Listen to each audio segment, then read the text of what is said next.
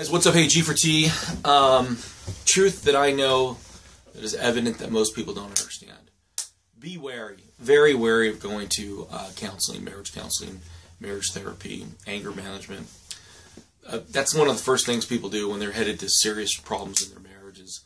You know, instead of going to counseling before the problems arise and developing yourself through therapy or developing your communication skills, people at usually last-ditch effort go into therapy or go into counseling, and there's a whole that idea is fraught with problems. It can be problematic.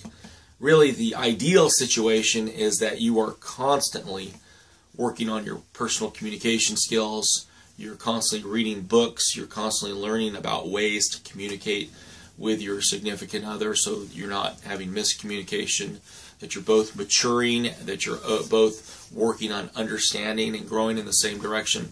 This is when you really should be focusing on your personal development and communication skills before the problems start. But what happens is people usually get to a crisis point and they think, okay, let's go to counseling, let's solve it through counseling.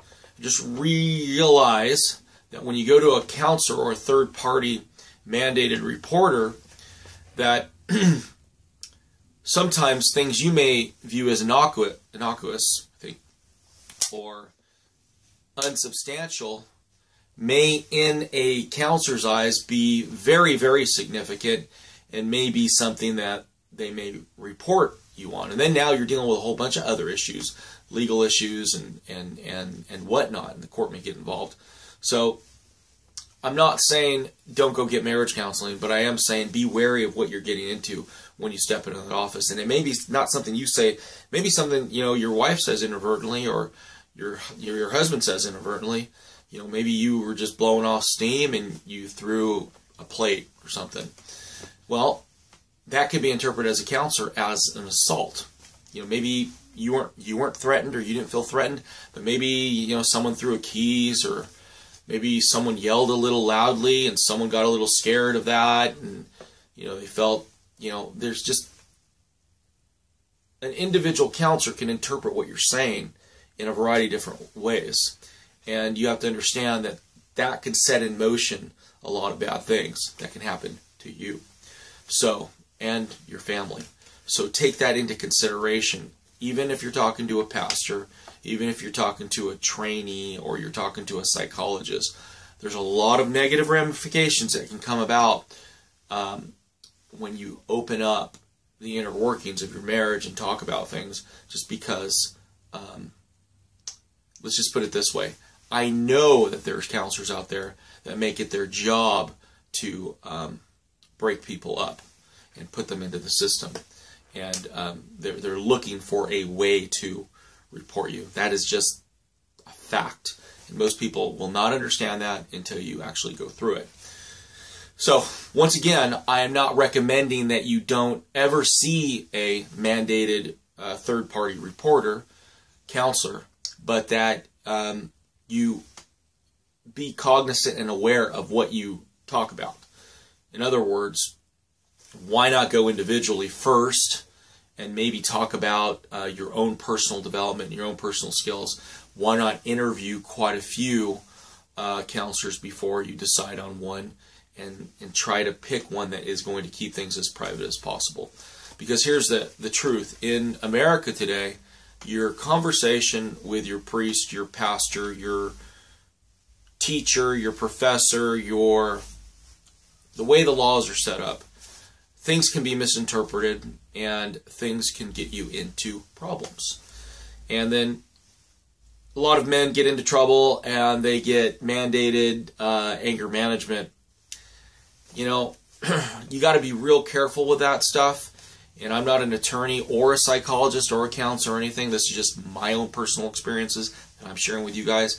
Be very careful before you sign up for the system and you sign up for everything that they tell you to sign up for.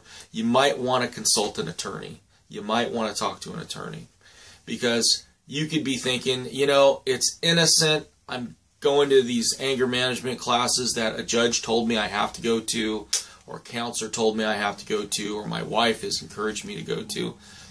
And then all of a sudden you're realizing they're creating a dossier on you that can be used against you later on, that can put you in serious jeopardy, whether it's personally or your family situation.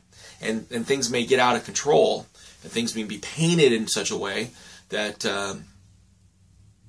could jeopardize your position in the future.